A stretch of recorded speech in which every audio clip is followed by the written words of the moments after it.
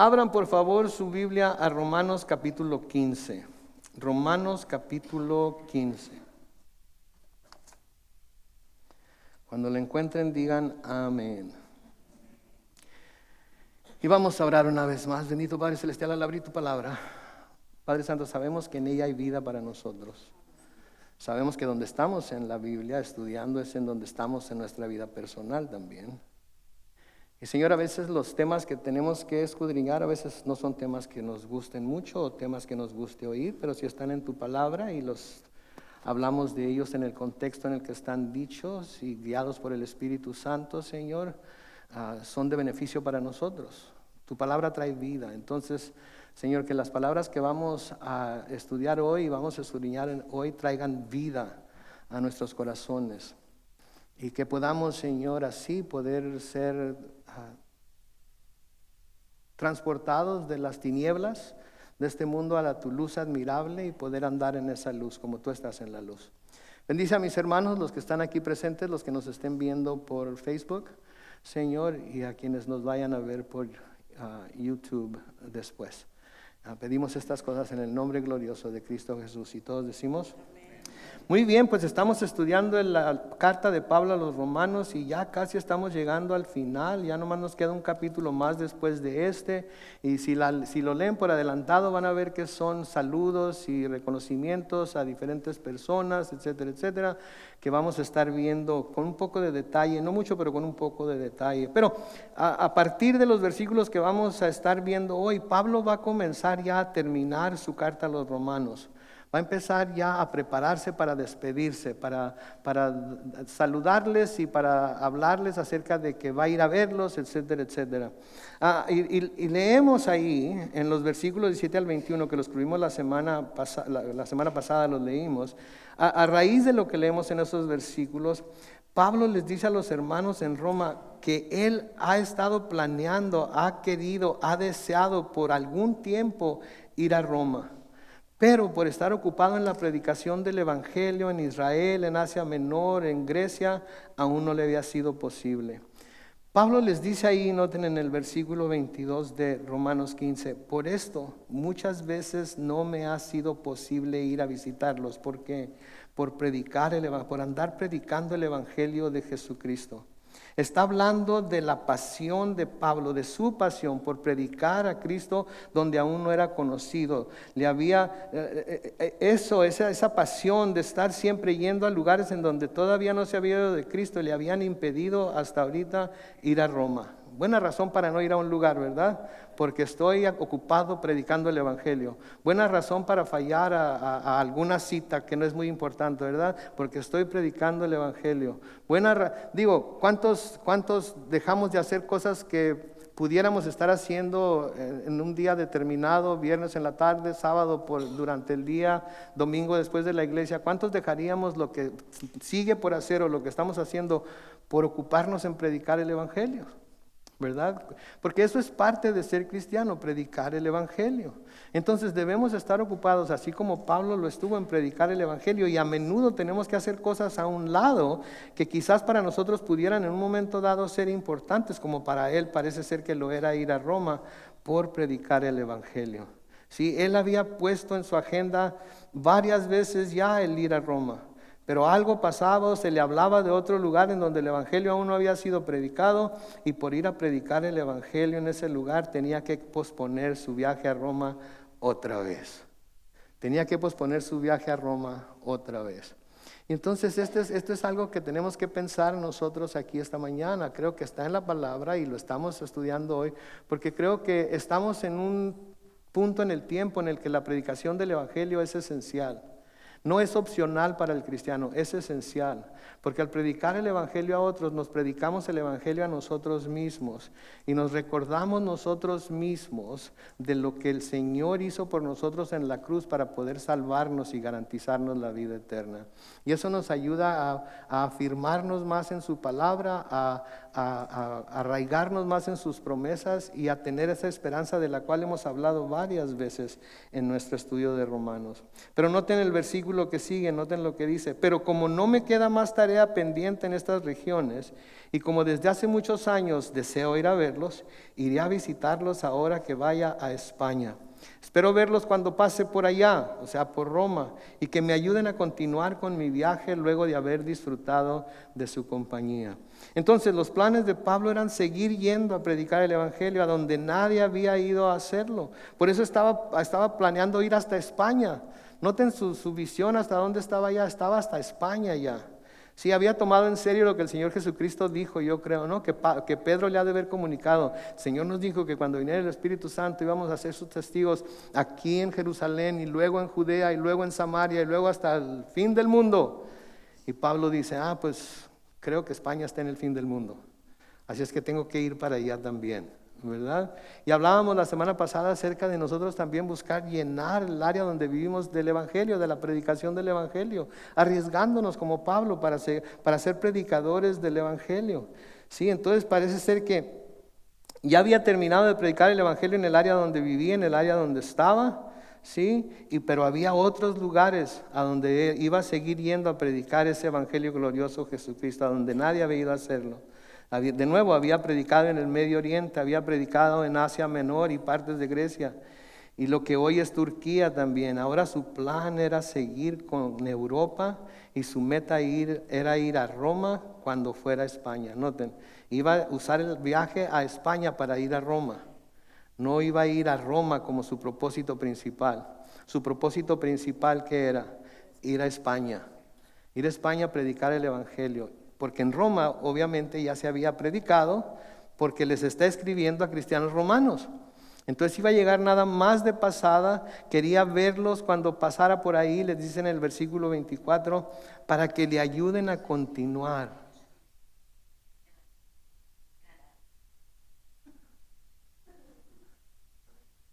¿Se le eco?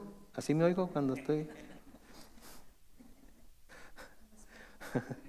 Entonces, va a llegar ahí a Roma en su camino a España. Su objetivo principal era ir a predicar el evangelio a todos los lugares donde no había sido predicado. Y no quedando más lugares en donde no se había predicado aún en donde él vivía, hace planes para ir a Roma, en donde se detendría cuando fuera a España. Y yo creo que podemos estar muy seguros de que en cada lugar al que llegara a Pablo, entre Roma y España, primero entre donde él estaba y Roma, y luego entre Roma y España, ¿qué iría haciendo? ¿Qué iba a hacer Pablo?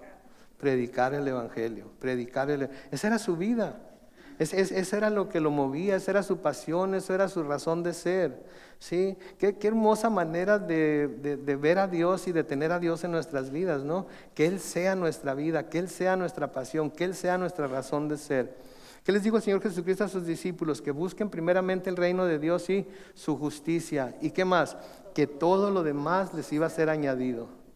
¿Verdad? ¿Cuán diferente es el enfoque que encontramos en este mundo? En este mundo encontramos el enfoque en buscar todo lo demás, y luego si hay tiempo, le damos tiempo, si nos queda tiempo, buscamos el reino de Dios y su justicia. Pero las escrituras están al revés. Las escrituras nos dicen, busquen primeramente el reino de Dios y su justicia, y todo lo demás les va a servir como añadidura. Y noten que dice ahí que quiere que ellos le ayuden a continuar. ¿Cómo le van a ayudar ellos a continuar? Pues le van a ayudar alojándolo mientras está ahí, le van a ayudar quizás recogiendo una ofrenda para que siga con su campaña de predicación, le van a ayudar dándole refrigerio. Él va a descansar ahí con ellos, porque, mis hermanos, el mejor lugar para descansar es entre gente que nos ama y nosotros los amamos, ¿no es cierto? El mejor lugar para descansar es con aquellos que aman a Jesucristo y que sirven a Jesucristo y que dan todo por Jesucristo. Sí, el Señor les dijo a sus discípulos también, vengan a mí todos los que estén cansados y trabajados, y que yo los haré descansar. Esto no quiere decir que vamos a poder vivir sentados el resto de nuestras vidas. Esto quiere decir que si Él nos envía a hacer algo, Él nos va a dar el poder, la habilidad, las fuerzas para poder hacerlo. Porque la verdad de las cosas es que ninguno de nosotros por sí solo tiene el poder para hacer lo que Dios nos ha llamado a hacer. Ninguno.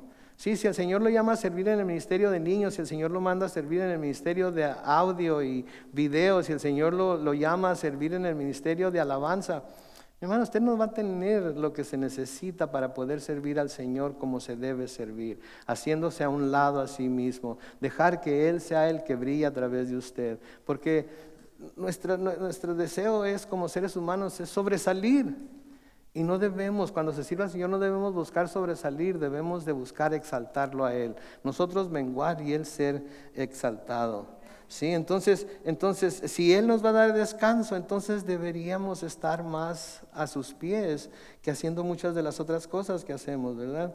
En el grupo de lectura me decían unas hermanas el jueves que miraban que yo nunca me tomaba vacaciones, que debería de alguien, de agarrar a alguien, o de que alguien, uno de los hermanos predicara por mí, yo agarrar unas vacaciones o algo. A mí no me gustan las vacaciones. Me acuerdo que cuando mi esposa vivía todavía, me acuerdo que agarrábamos jueves, viernes y sábado y nos íbamos que a Disneylandia o a Knott's Berry Farm o a Magic Mountain o algún lugar así con los chamacos y nos andábamos de paseo. Pero luego de domingo y la siguiente semana estábamos haciendo lo que el Señor nos había llamado a hacer. Pero yo me he dado cuenta de una cosa con las vacaciones, que cuando uno se va de vacaciones, por una semana, 2 semanas, ¿quiénes agarran 2 semanas de vacaciones por año? ¿Nadie? Para acá. ¿Una semana? ¿Saben qué he descubierto yo cuando me he ido 1 semana o 2 semanas de vacaciones? Que lo único que hice fue dejar trabajo amontonado para tener que hacerlo cuando vuelva. Lo único que hice fue dejar que el trabajo se me amontone. Y luego vuelvo y ando todo desesperado porque las cosas que yo dejé para que se hicieran no se hicieron, y las cosas que llego y veo cosas inesperadas y luego ni descanso uno en las vacaciones, ¿no es cierto? Porque ando uno para arriba y para abajo, llevando parientes, trayendo parientes, enseñándoles esto, llevándolos para allá, cocinándoles, etcétera, etcétera, etcétera. ¿Y cuáles vacaciones? ¿Saben qué? Yo voy a esperar yo voy a tomar las vacaciones más largas que vaya a tomar. ¿Saben cuándo va a ser esas vacaciones? En el cielo. Ahí sí voy a disfrutar de mis vacaciones, porque ahí sí voy a descansar de todo. Ahí sí voy a descansar de todo. Entonces Pablo no descansaba. Pablo se la llevaba de ciudad en ciudad, lo azotaban en un lugar, se levantaba y se iba a predicar a otro. Vamos a ver que finalmente llegó a Roma, pero no llegó a Roma como él quería llegar, llegó como prisionero, pero andaba así, y andaba así haciendo lo que más importa, que es que predicar el evangelio. Entonces, ya no quedándole más lugares en donde no se había predicado el evangelio, hace planes para ir a Roma, en donde se detendría cuando fuera a España. Y de nuevo podemos estar seguros de que lo que Pablo iba a hacer en todo ese trayecto, iba a predicar el evangelio. Ahora, finalmente había llegado la hora en la que, según él, según sus planes, y uno propone, pero Dios, dice el dicho, ¿verdad? Según sus planes, él iba a ir a Roma, ya estaba listo, estaban todos los planes hechos, ya tenía el boleto del crucero, ¿verdad? Porque pues tenía que cruzar en barco, ya estaba todo listo. Pero había algo que tenía que hacer antes. Había algo que tenía que hacer antes. Conforme vamos leyendo esta historia y leemos las escrituras que hablan de esta historia, a Pablo le hubiera sido mejor de Jerusalén, o de Jerusalén agarrar no ir a Jerusalén, sino agarrar directamente a Roma, de donde sea que anduviera. Pero había algo que tenía que hacer en Jerusalén, y eso nos lo dicen los versículos 25 y 26, noten. Pero, otro pero. Me imagino que los romanos iban a estar igual que los corintios. Los corintios acusaban a Pablo de que dices que vas a venir y no vienes, dices que vas a estar aquí y no estás, te la llevas, prometes y luego me prometes y nada, ¿verdad? Y creo que los romanos a lo mejor también estaban pensando, Pablo siempre dice que va a venir y no viene. Ahora voy a ir, pero, versículo 25, ahora voy a Jerusalén para servir a los santos. Macedonia y Acaya, perdón, Macedonia y Acaya tuvieron a bien hacer una ofrenda para los pobres que hay entre los santos que están en Jerusalén. Entonces, iba a ir a Roma, pero tenía una escala que hacer. Iba a ir a Jerusalén. ¿A qué? A servir a los santos. A servir. Ni siquiera dice, voy a ir a Jerusalén para descansar unos días y luego agarrar el próximo barco para ir a visitarlos en Roma. No, iba a ir a Jerusalén a servir a los santos. Ahora menciona aquí Macedonia y Acaya. Macedonia era el área de Asia en donde se encontraban las iglesias de Filipo, en donde estaba Berea y se encontraba la iglesia de Tesalónica. Y Acaya era el área del mapa en donde se encontraba a Corinto y donde se encontraba Atenas. Y estas iglesias, este grupo de iglesias, junto con las iglesias de Galacia, tuvieron bien hacer una ofrenda para los pobres que hay entre los santos que están en Jerusalén. Entonces Pablo planeaba ministrar a los creyentes de Jerusalén tomando una contribución que se había levantado en Macedonia y Acaya. Ahora este dinero era importante. Pero no era importante solamente por las necesidades que iba a suplir. Este dinero era importante porque más que ser una ayuda de los creyentes enviada, por los creyentes gentiles a los creyentes judíos, esta era una expresión de amor que iba a servir para unificar aún más a la iglesia que se componía y se compone de judíos y gentiles. ¿Y por qué es importante esto? Porque los judíos no podían ver a los gentiles y los gentiles no podían ver a los judíos. Para el mundo de aquel tiempo nada más había dos tipos de personas, los gentiles y los judíos. Y los judíos, ¿saben qué consideraban a los gentiles? Canes, perros. Y hasta en algunas de sus oraciones daban gracias de que no habían nacido, y perdónenme, pero que no habían nacido ni mujeres, ni perros, ni gentiles, perdón. Daban gracias, Señor, porque no soy mujer. Gracias, Señor, porque no soy gentil. ¿Okay? Ese era el mundo al que vino Jesús a tratar de unificar. ¿Sí? Entonces tenemos que recordar que estos dos grupos no eran los mejores amigos los unos con los otros. Los judíos ni siquiera podían ir a visitar a los gentiles y entrar en sus casas. ¿Se acuerdan cuando Pedro fue a la casa de Cornelio? Sí, ¿por qué fue? Porque el Señor le dijo que fuera, ¿verdad? Y Cornelio se sorprendió, ¿qué estás haciendo tú que eres un judío aquí en mi casa? Y se sorprendió, ¿pero por qué fue? Porque Dios lo envió, porque el Señor lo envió. Entonces tenemos que recordar que estos dos grupos no eran los mejores amigos los unos de los otros.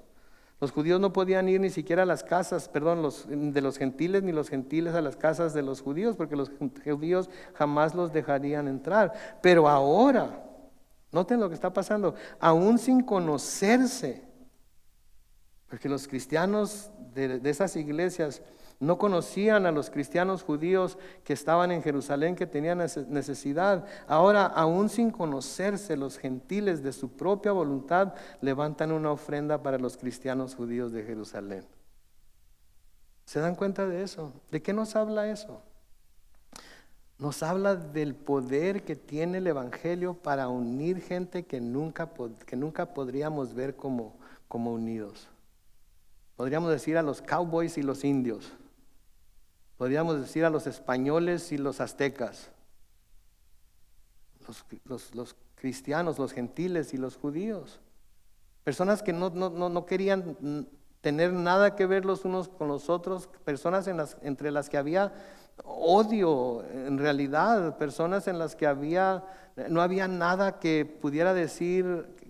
se pudiera decir bueno los unos de los otros. Pero ahora en Jesús, ahora en Cristo, son un solo pueblo, se ven como un solo pueblo, aun cuando ni siquiera se conocen. Y esto es digno de notar que los cristianos gentiles no conocían a los hermanos en Jerusalén, sin embargo, de su propia voluntad, ¿qué hacen? Van a recoger una ofrenda para enviárselos a los necesitados. ¿Pero por qué? Porque ahora están en Cristo. Y ahora gente que en otro tiempo pudieran haber considerado odiosa, gente que hubieran podido considerar santurrona, gente que hubieran podido considerar legalista, gente que hubieran podido considerar como gente que creía en mitos y en leyendas y en dioses, etcétera, etcétera, que no podían ver, etcétera. Ahora ellos los consideraban hermanos, como hermanos. Esto es importantísimo porque este es un principio que se debe aplicar a la iglesia gentil, aunque aquí no hay, que yo sepa, ningún judío, pero si hubiera, sería un hermano más entre nosotros. Sería un hermano más entre nosotros. Y si nosotros vamos a una congregación mesiánica, nosotros, creo yo, que se nos aceptaría como si fuéramos un hermano más en Cristo. Tendríamos que hacer algunas cosas como ponernos quizás el yarmulke o celebrar alguna cosa, pero eso no tiene nada de malo. Sí, pero somos hermanos en Cristo y eso es lo que Jesucristo vino a hacer. En Efesios capítulo 2, comenzando con el versículo 11, Efesios 2:11, Efesios 2:11 al 16, dice: por lo tanto ustedes, que por nacimiento no son judíos, así es que obviamente les está escribiendo a los gentiles en Éfeso, y que son llamados incircuncisos, por los que desde su nacimiento han sido físicamente circuncidados, deben recordar esto. Noten lo que deben recordar, versículo 12. En aquel tiempo, cuando estaban sin Cristo, ustedes estaban sin Cristo, en aquel tiempo ustedes estaban sin Cristo, vivían alejados de la ciudadanía de Israel y eran ajenos a los pactos de la promesa. Vivían en este mundo sin Dios y sin esperanza. Pero ahora, dice el versículo 13, en Cristo Jesús ustedes que en otro tiempo estaban lejos han sido acercados. ¿Por qué? Por la sangre de Cristo. Versículo 14, porque Él es nuestra paz. De dos pueblos, judíos y gentiles, hizo uno solo al derribar la pared intermedia de separación y al abolir en su propio cuerpo las enemistades.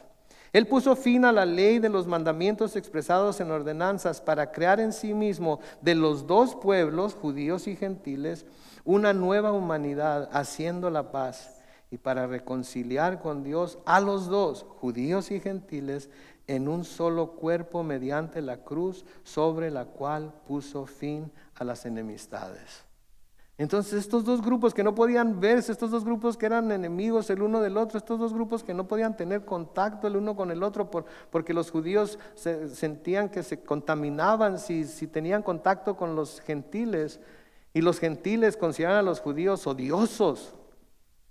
Sí, porque eran tan legalistas, porque si era la hora de la oración, no importaba en dónde les agarraba la hora de la oración, ahí se paraban, ponían sus tapetes de oración y ahí se ponían a orar, aunque fuera la esquina de una intersección de calles muy transitada, ahí se ponían a orar. Contaba el pastor Brian de una vez que salió de en un vuelo, no me acuerdo a dónde, y que en medio vuelo se dio la hora de orar para los judíos, y recuerdo que decía que sacaron sus tapetes de oración, se arrodillaron en el pasillo del medio, bloquearon todo el pasillo del medio y se pusieron a orar, bloqueando el servicio de comida, el servicio de todo. ¿Por qué? Porque eran judíos y tenían que orar. Y mucha gente los odia por eso. Mucha gente los odiaba entonces y los odia por eso también. Pero Cristo vino a deshacer todas esas enemistades.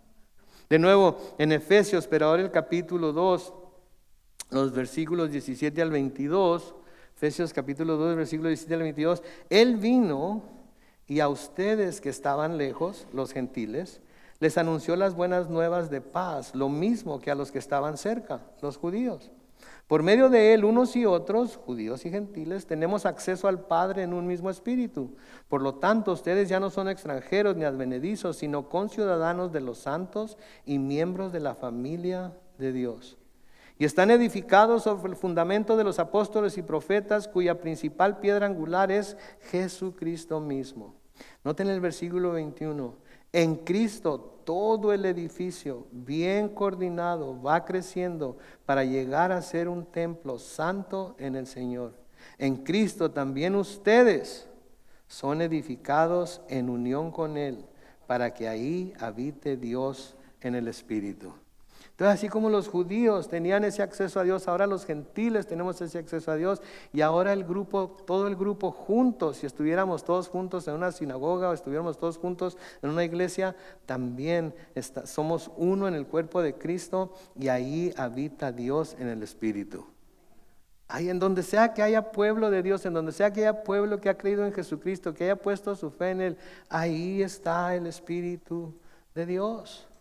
Sí, entonces nosotros tenemos la obligación de no ver a los judíos como menos que nosotros, y ellos tienen la obligación, si somos cristianos y si ellos son cristianos, de no vernos a nosotros como menos que ellos simplemente por ser gentiles o judíos, porque en Cristo todos somos uno.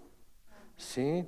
De nuevo en Efesios, pero ahora el capítulo 4, los versículos 1 al 6, dice: yo, Pablo escribiendo obviamente, que estoy preso por causa del Señor, les ruego que vivan como es digno del llamamiento que han recibido, y que sean humildes y mansos y tolerantes y pacientes unos con otros en amor.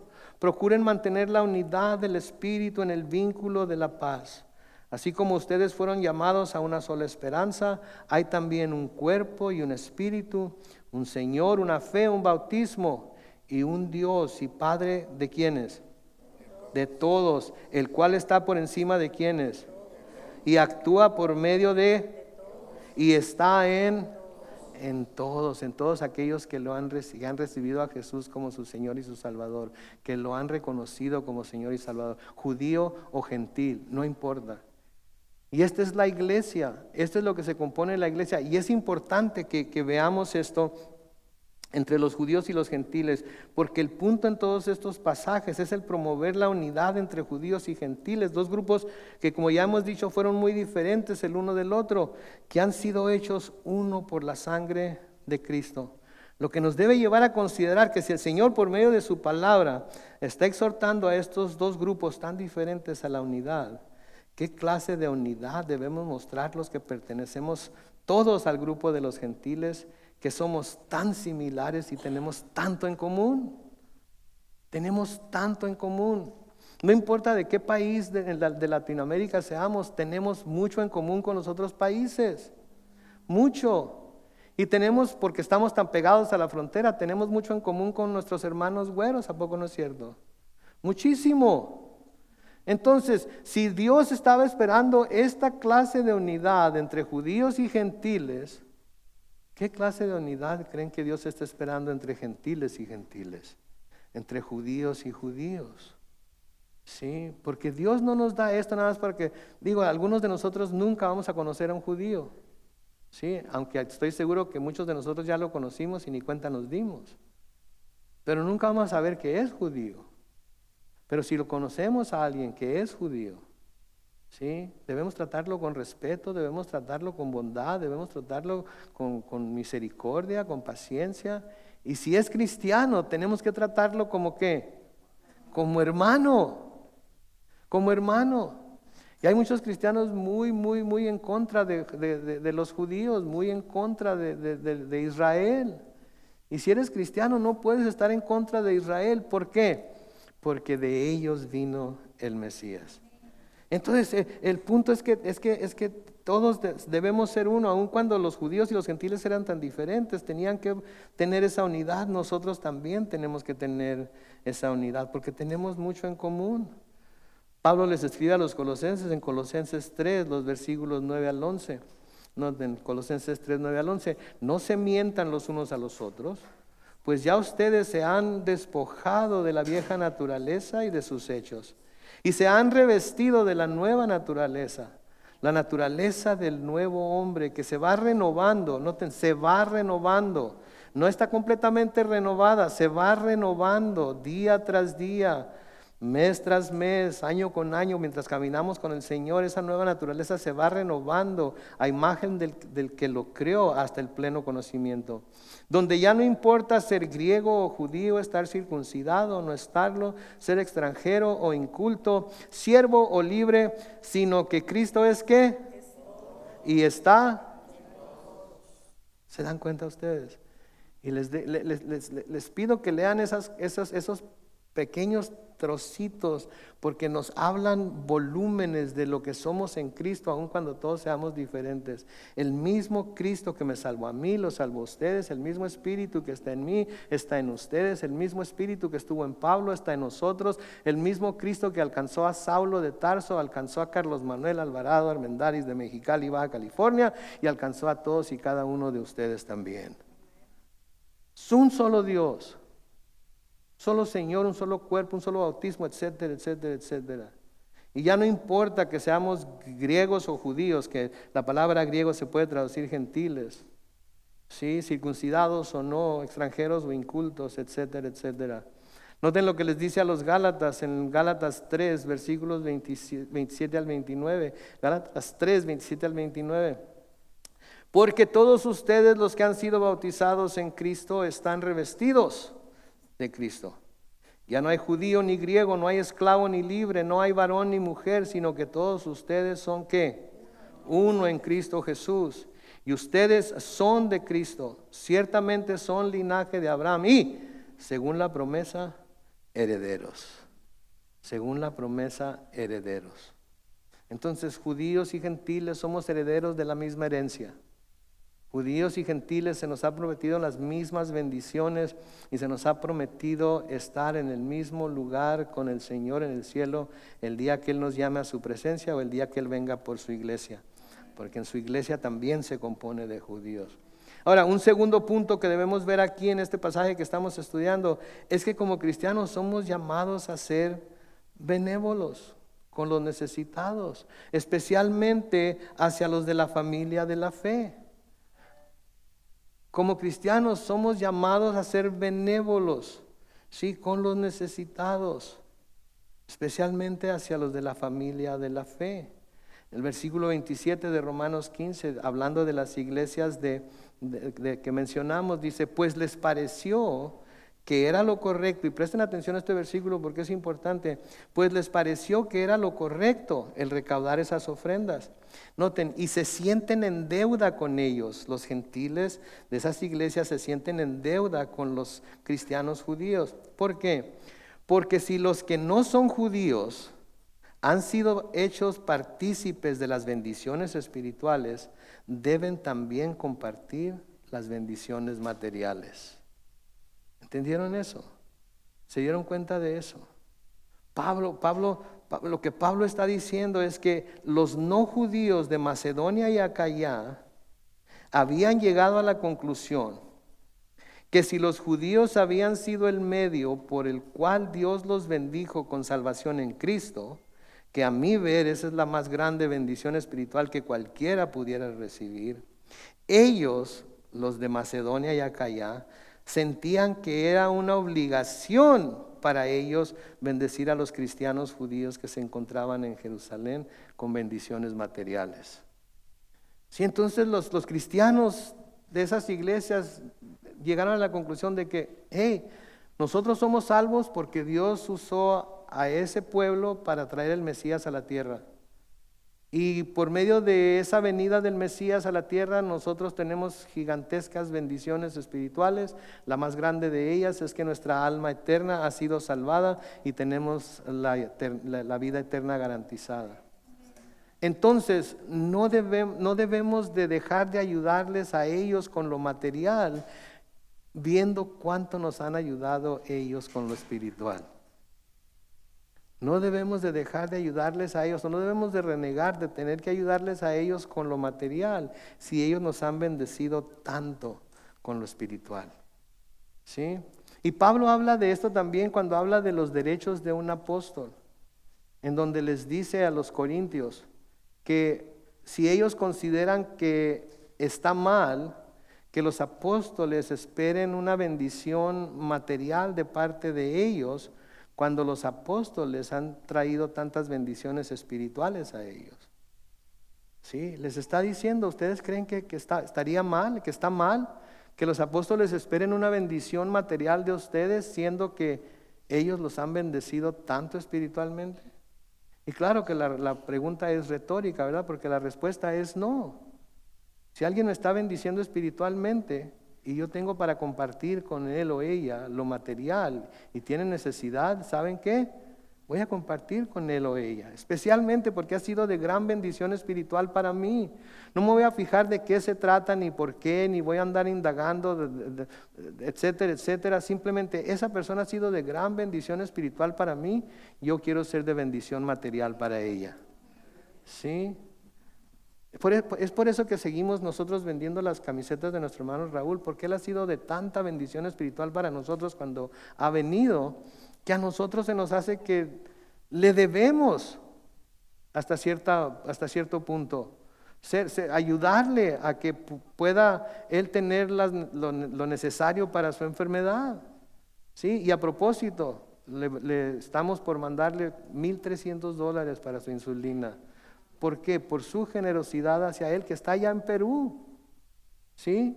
Y que algunos dieron su dinero sin esperar una camiseta en cambio. Simplemente ¿por qué? Porque es un hermano en Cristo. Y porque ha sido de bendición espiritual para nosotros. Sí, entonces Pablo está diciendo aquí, ¿saben qué? Ellos han reconocido, los cristianos de Macedonia y Acaya han reconocido que han recibido una gran bendición de parte de los judíos por medio de Cristo. Así es que ellos están de acuerdo en mandarles bendiciones materiales a ellos por esa bendición. Entonces los cristianos gentiles de Macedonia y Acaya sentían que tenían una deuda de gratitud con los cristianos judíos.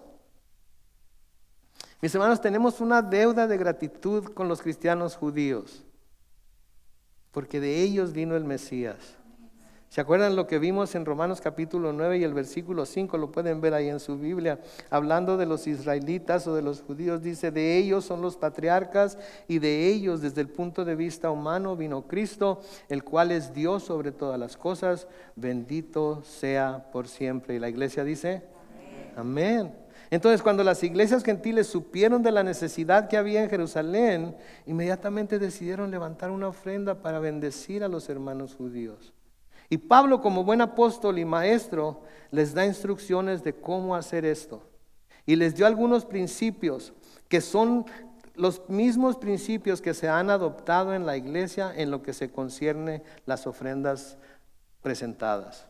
Ahora, aquí no nos gusta hablar de ofrendas y diezmos, etcétera, etcétera, todo el tiempo, porque eso es lo más importante. No, eso no es lo más importante. Lo más importante es que todos aprendamos juntos del Señor y que todos estemos dispuestos a apoyar el ministerio que el Señor está haciendo a través de esta iglesia. ¿Sí? Pero hoy se trata de eso porque está hablando acerca de la ofrenda. Y cuando se recaudaron estas ofrendas, Pablo dio ciertos principios a las iglesias que se han adoptado para la forma en la que las iglesias en nuestros tiempos deben de dar ofrendas. Así es que vamos a ver algunos de estos principios. Por ejemplo, en 1 Corintios capítulo 16, los versículos 1 al 4, noten lo que Pablo le dice a la iglesia en Corinto. En cuanto a la ofrenda para los santos, hagan lo que les ordené a las iglesias de Galacia. En el área de Galacia estaba Antíoco, Iconio, Listra, Derbe, en donde Pablo había ido a predicar el evangelio también. Entonces, hagan lo mismo que les ordené a ellas. Versículo 2, cada primer día de la semana, cada uno de ustedes ponga algo aparte según lo que haya ganado y guárdelo para que no se tengan que recoger las ofrendas cuando yo esté allá. Quédense ahí un momento. Palabras claves aquí, según lo que haya ganado.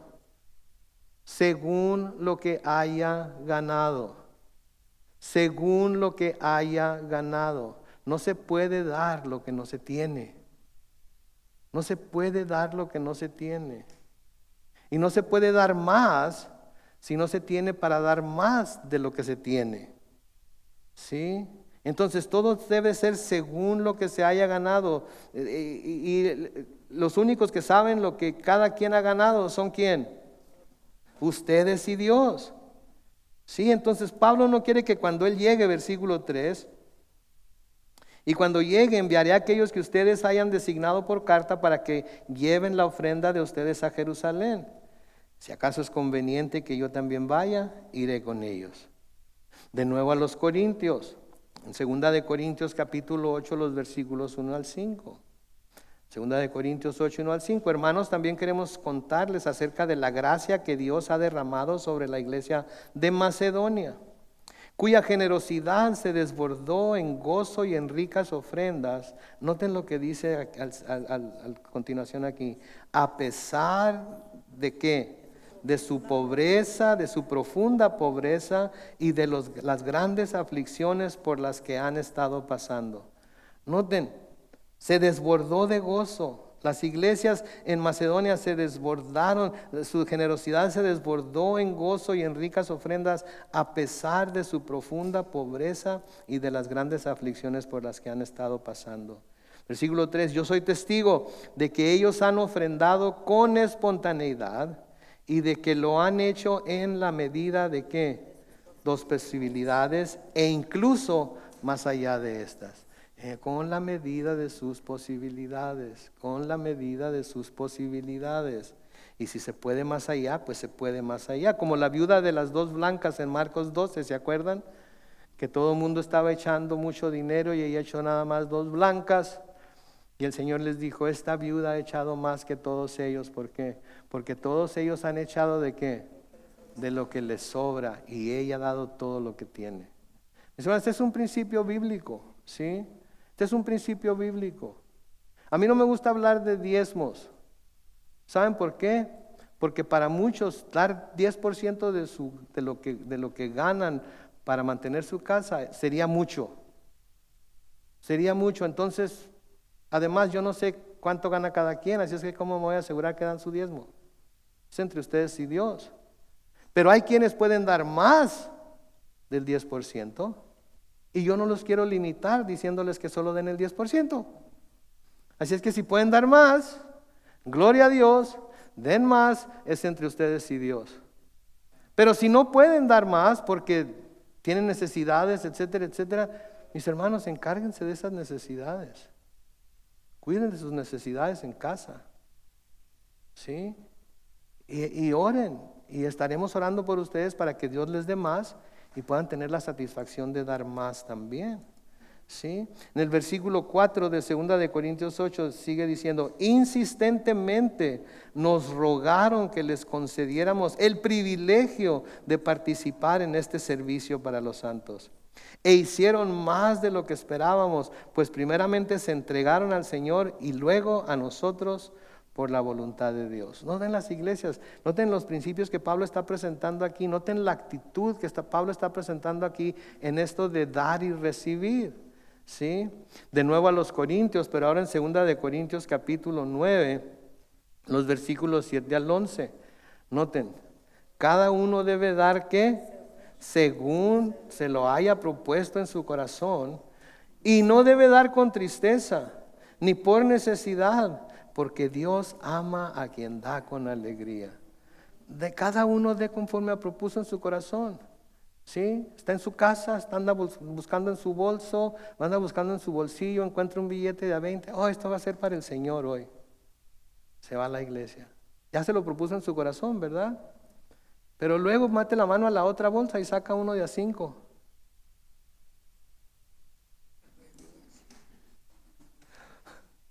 Creo que me equivoqué al meter la mano en la bolsa derecha primero. Esto es lo del Señor, ¿verdad? Es como aquella historia, no sé si la han oído, de un hombre que su vaca tuvo 2 becerros. ¿Han oído? Su vaca tuvo 2 becerros y fue corriendo emocionado a la casa y le dice a su señora, mi amor, porque le decía mi amor, ¿qué crees? Que la vaca tuvo 2 becerros. Uno va a ser para nosotros y otro va a ser para el Señor. Sale, ¿ok? Y siguen con su quehacer, etcétera, etcétera. Al siguiente día va y revisa el corral y uno de los 2 becerros está muerto. Y entra a la casa y le dice, ¿qué crees, mi amor? ¿Qué? Se murió el becerro del Señor.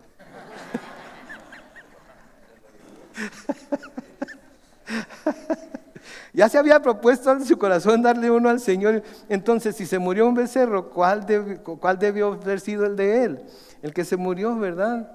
Pero a veces eso sucede con el corazón. Se propone el corazón hacer algo, pero luego piensa, es mucho. Me acuerdo de los niños que sus mamás les daban, ¿se acuerdan cuando había billetes de 5 pesos y hasta de 1 peso? Me acuerdo que los niños en la iglesia donde yo iba en Mexicali, sus mamás les daba algo para la ofrenda, y me acuerdo que echaban el billete y querían sacar cambio, querían agarrar, querían... Entonces, mis hermanos, básicamente es cada quien dé conforme ha propuesto ya en su corazón. No lo dé por tristeza, no lo dé por necesidad, no se sienta obligado a hacerlo, porque Dios ama a quien da con alegría. Délo con alegría, délo contento, contenta, délo agradecido, agradecida de que Dios ha suplido para sus necesidades y de que tiene la habilidad de bendecir a Dios, bendecir su pueblo, bendecir su casa por medio de esa ofrenda, sea mucha, sea poca, lo que se haya propuesto en su corazón, ¿sí? En su corazón. Y Dios es poderoso, dice el versículo 8, y Dios es poderoso como para que abunde en ustedes toda gracia, para que siempre y en toda circunstancia tengan todo lo necesario y abunden ustedes toda buena obra. O sea que Dios les va a dar todo lo necesario para que abunden ustedes toda buena obra. Como está escrito, versículo 9, repartió, dio a los pobres y su justicia permanece para siempre. Y aquel que da semilla al que siembra y pan al que come, proveerá los recursos de ustedes y los multiplicará, aumentándoles así sus frutos de justicia, para que sean ustedes enriquecidos en todo, para que gasten a sus anchas y hagan todo lo que quieran hacer y no se preocupen por nadie más. ¿Eso es lo que dice? No, para que sean ustedes enriquecidos en todo. ¿Para qué? Para toda generosidad que por medio de nosotros produce acción de gracias a Dios. Para toda generosidad. Cuando somos generosos con personas que lo necesitan, la gente dice, gracias a Dios, esto era lo que necesitaba. Gracias a Dios, no sabes cuánta falta me estaba haciendo esto. Gracias a Dios, porque Dios te dio a ti lo que yo necesitaba y te dio un corazón generoso para compartirlo conmigo, ¿sí? Todo lo que estamos haciendo aquí, grabando y todo eso, no se imaginan cuánta gente nos manda cartas por YouTube y gracias a Dios por sus mensajes, gracias a Dios por su iglesia, gracias a Dios por su equipo de producción, gracias a Dios. Todo lo que hacemos aquí, que usamos para propagar el mensaje del Evangelio para otros lados, gente está dando gracias a Dios.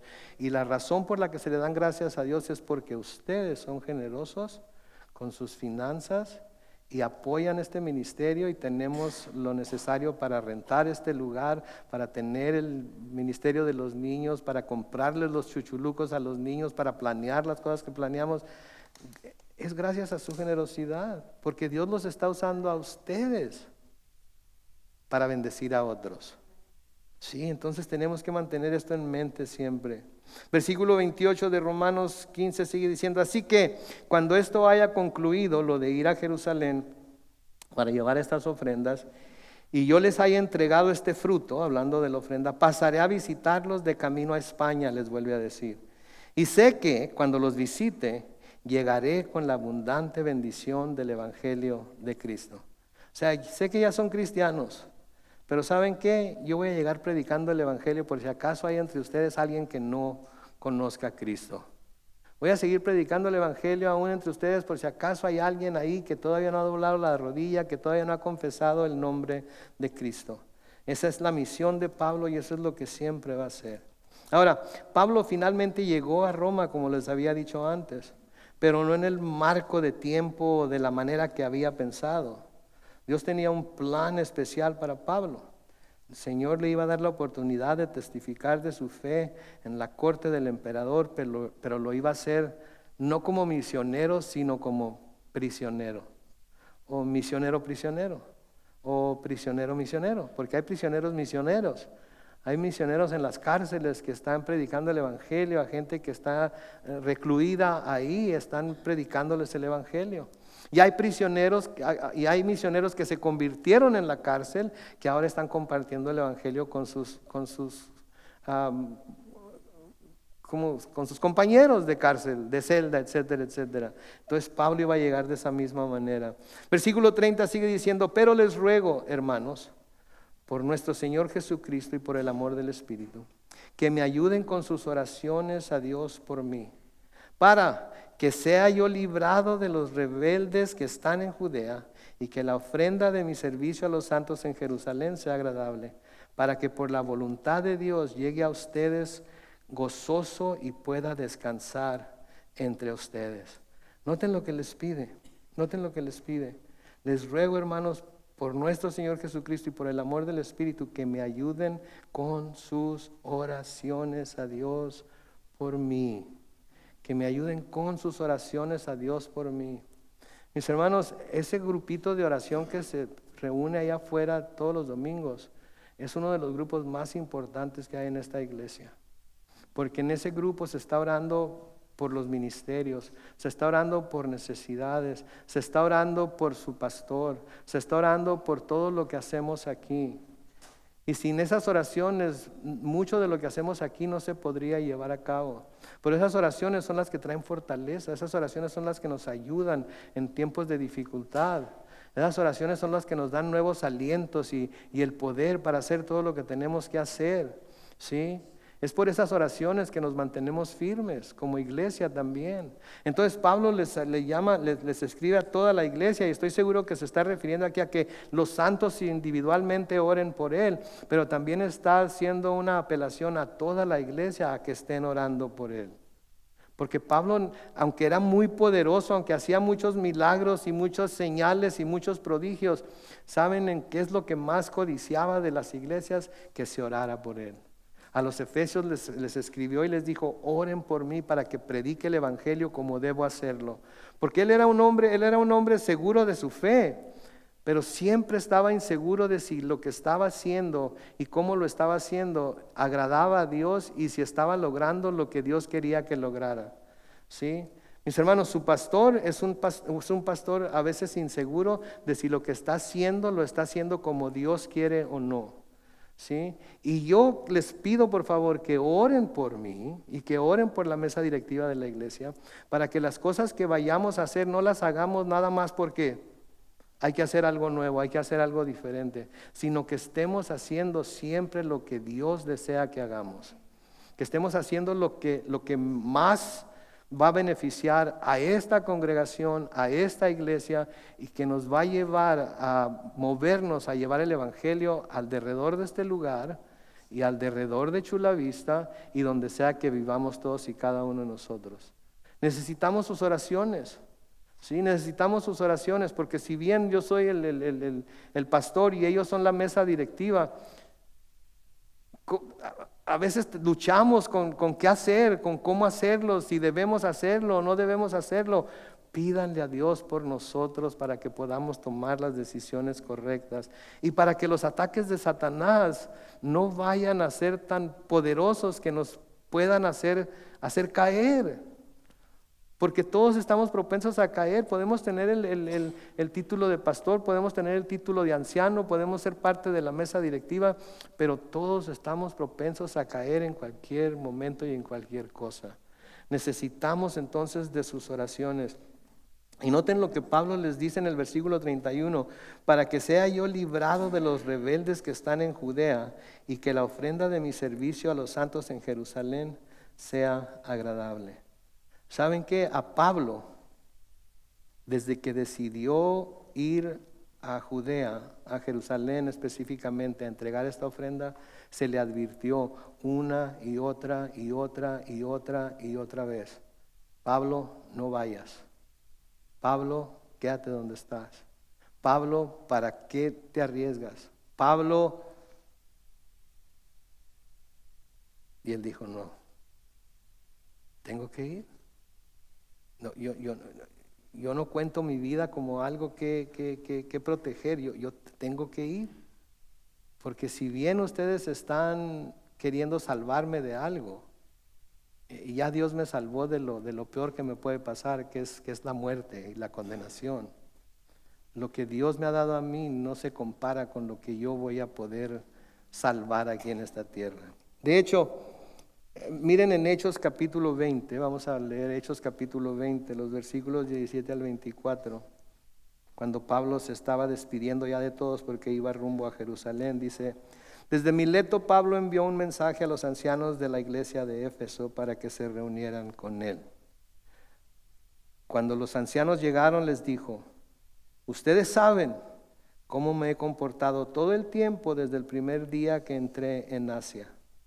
Saben que he servido al Señor con toda humildad y con muchísimas lágrimas, y que he sido puesto a prueba por las intrigas de los judíos no cristianos, obviamente. Versículo 20, también saben que no me he negado a serles útil, y que en público y en las casas he anunciado y enseñado a los judíos y a los no judíos que deben volverse a Dios y tener fe en nuestro Señor Jesucristo. Versículo 22, ahora voy a Jerusalén, llevado ¿por quién?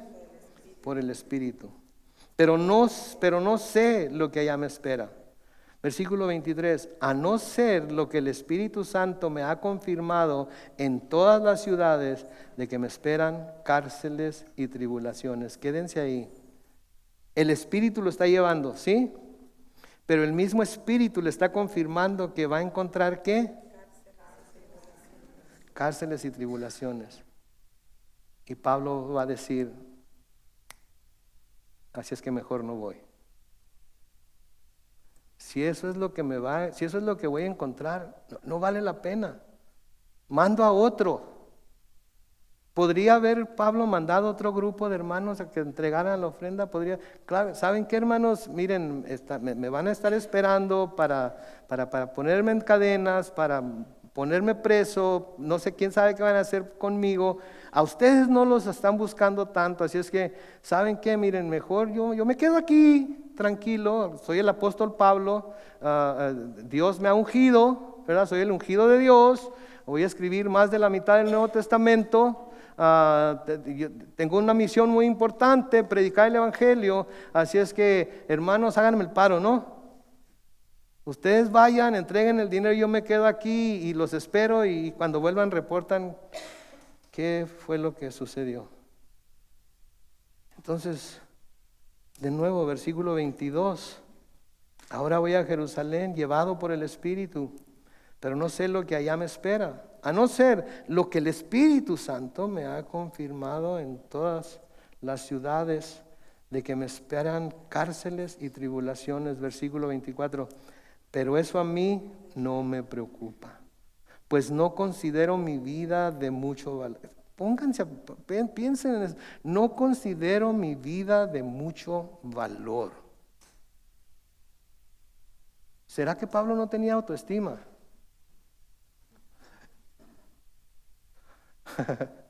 ¿Será que Pablo no se amaba lo suficiente a sí mismo?